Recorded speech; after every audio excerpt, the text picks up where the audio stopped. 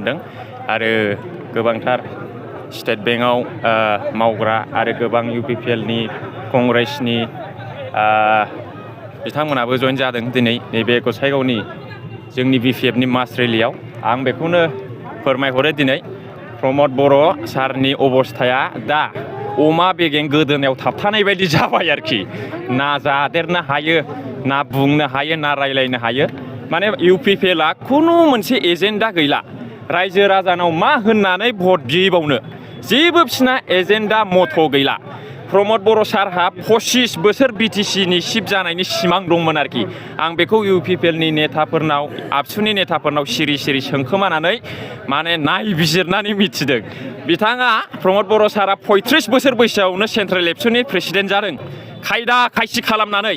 ओमफ्राय 10 बोसोर खुनुरुखुम एखेबारे दिन्थिफ्लानानै नंखाय खोथा बुंनानै बियो 2025आव 45 बोसोराव बियो माने BTCनि चिफ जादों आरोखि। BTR एकर्ड खालामफ्लानानै बुरखायनानै आबसुखौ थगायनानै आबसुनि नेताफोरखौ बुरखायनानै बियो बड'फानि सिमां जे सेपारेट स्टेट बेखौ बियो दंस' खालामबाय, फाइनाल एन्ड कमप्रिहेन्सिभ खालामबाय। दा आबसुआ ना बड'लेण्ड बिफिनजायो ना आन्दालन खालामफिनजायो, माने आबसुखौ बियो दग' मग'आव दोनबाय आरोखि।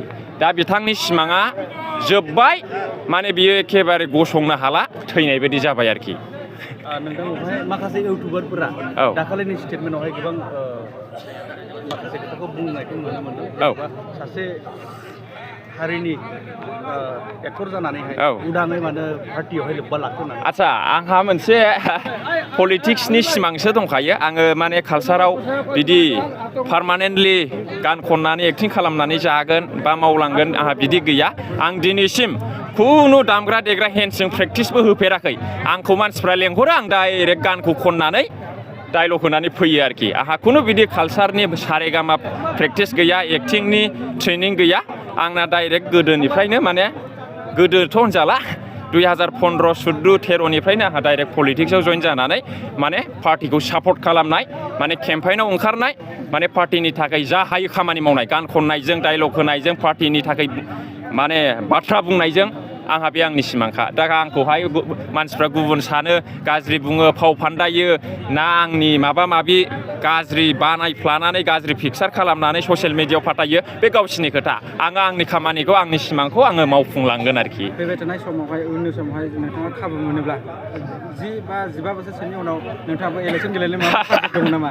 नङा, बेथ' उनाव जागोन। आंहा एथ' बिदि गिदिरबो सिमां गैया। माने उनावहाय मा जायो